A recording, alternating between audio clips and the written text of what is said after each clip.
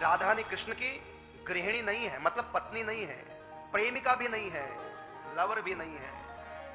नहीं गृहिणी नहीं प्रेमिका, नहीं राधा पर ना, ये कृष्ण के लिए पर भी नहीं है, पराई भी नहीं है। अच्छा, इस संबंध में बताऊं, पहले आप लोगों की बात करता हूं, अधूरा छोड़ रहा हूं, व्याख्या बाद में करूंगा। पहले आपकी बात। लड़के लड़की का परस्पर प्रेम हो गया, ये दोनों परस्पर क्या है? नहीं, प्रेम हो गया, प्रेमी प्रेमिका है। तो प्रेम की कभी शुरुआत हुई है, उससे पहले प्रेमी प्रेमिका नहीं थे। यदि हम कृष्ण को प्रेमी प्रेमिका कहें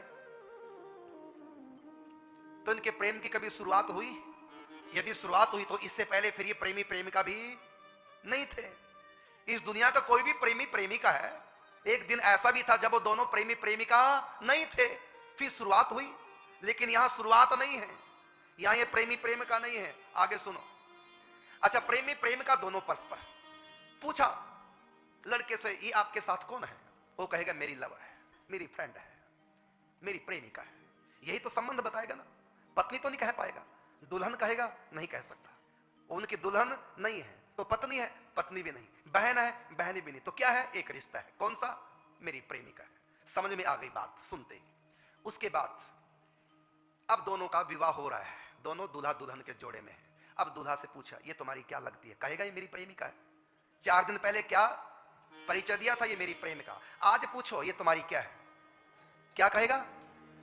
ये भी नहीं कह पाएगा प्रेमिका, और ये भी नहीं कहेगा मेरी पत्नी है, नहीं कह सकता क्योंकि पत्नी है नहीं। क्या कहेगा? दुल्हन है, ये मेरी दुल्हन है। अगले दिन फिर पूछो उससे, शादी के बाद अगले दिन फिर पूछो ये आपकी क्या लगती है? तो क्या कहेंगे? माई वाइफ, मेरी धर्म पत्नी है। एक दिन पहले कहा था परिचय में मेरी प्रेमिका है, अगले दिन कहा नहीं प्रेमिका नहीं, अब ये मेरी दुल्हन है। और अगले दिन क्या कहा? नहीं दुल्हन नहीं, ये मेरी पत्नी है। 3 दिन में 3 रिश्ते हो गए। अब राधा कृष्ण का परस्पर रिश्ता क्या है तो सुन लो। ना तो ये प्रेमी प्रेमिका है और ना ये पति पत्नी है। अब एक रिश्ता बचा है, वेरी गुड, ये इनका रिश्ता है। ये दोनों परस्पर कौन है? दूल्हा दुल्हन। तुम लोग तो एक बार एक दिन के लिए दूल्हा दुल्हन बने हैं, उससे पहले भी नहीं थे दूल्हा दुल्हन और आज भी नहीं हो दूल्हा दुल्हन। एक दिन के लिए दूल्हा दुल्हन बने। लेकिन राधा माधव अनादि काल से लेकर अनंत काल तक दूल्हा दुल्हन ही रहेंगे, ना कभी प्रेमी प्रेमिका थे, ना कभी पति पत्नी बनेंगे। ये दूल्हा दुल्हन है, आज भी दूल्हा दुल्हन है। वृंदावन मकरंद है, भ्रमर करत रसपान, दुल्हन प्यारी राधिका, दूल्हा श्याम सजान। अच्छा, परस्पर कोई संबंध होता है? दूल्हा दुल्हन में काम वासना का कोई पति पत्नी जैसा संबंध होता है? नहीं होता। इसलिए राधा कृष्ण पति पत्नी बन नहीं सकते। पति पत्नी का संबंध तो काम विकार को लेकर होता है। पति पत्नी में काम विकार है, दूल्हा दुल्हन में प्रेम के संबंध होते हैं। और दूल्हा पति पत्नी प्यार छुप के करते हैं, प्रेमी प्रेम का भी प्यार छुप के करते हैं।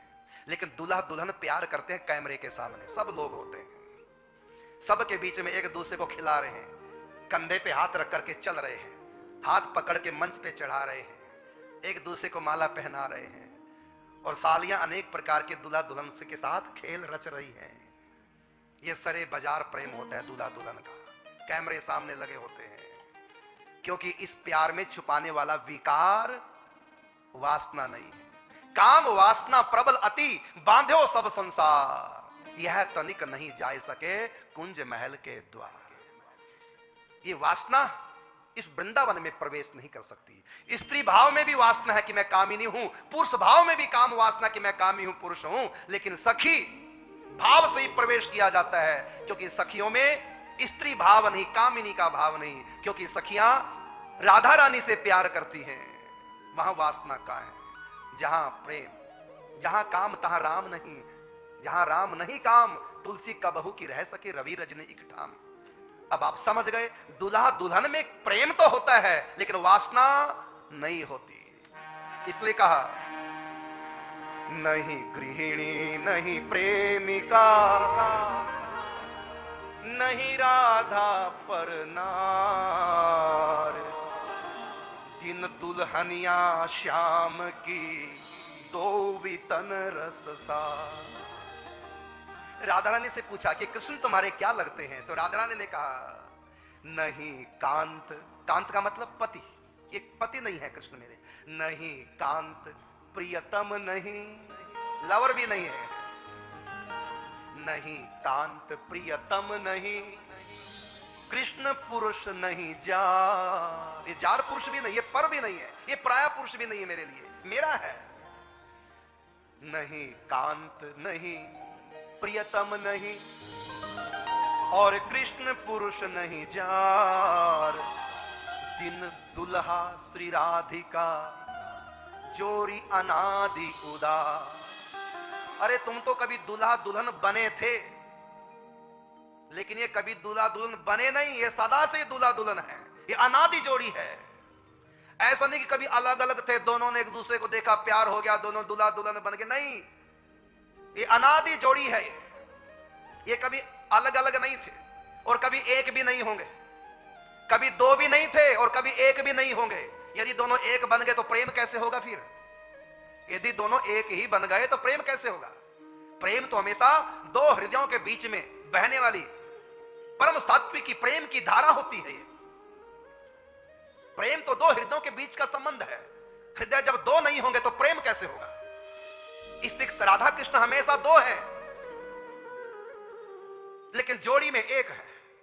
ये एक जोड़ी है, ऐसी जोड़ी जो कभी अलग अलग थी नहीं और कभी अलग अलग होगी नहीं, जो अनादिकाल से जोड़ी रूप में है। प्रेम अनादि तत्व है, अनादि जोड़ी। आप कह सकते हैं कि ब्रह्म वैवर्त पुराण में लिखा हुआ है कि हृदय से श्री कृष्ण के राधा रानी प्रकट होती है, और राधा रानी का एक नाम है श्री कृष्ण वाम अंग संभूता, कृष्ण के वाम अंग से प्रकट होने वाली। इसका मतलब कभी एक थे, लेकिन नहीं। गोलोक धाम में जो राधा रानी है वो श्री कृष्ण के अंग से प्रकट होती है, बाएं अंग से, लेकिन निकुंज श्री राधा रानी वो सदा प्रकट रहती है। ब्रह्म वैवर्त पुराण के अनुसार बता रहा,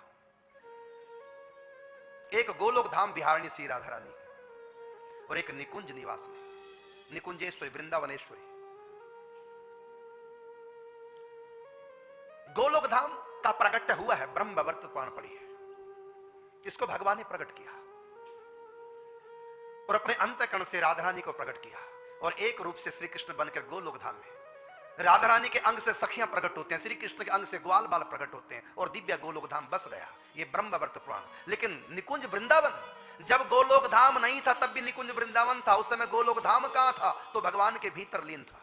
निकुंज बिहारी श्यामा श्याम वृंदावन में जो नित्य लीला उनकी चलती है प्रकट।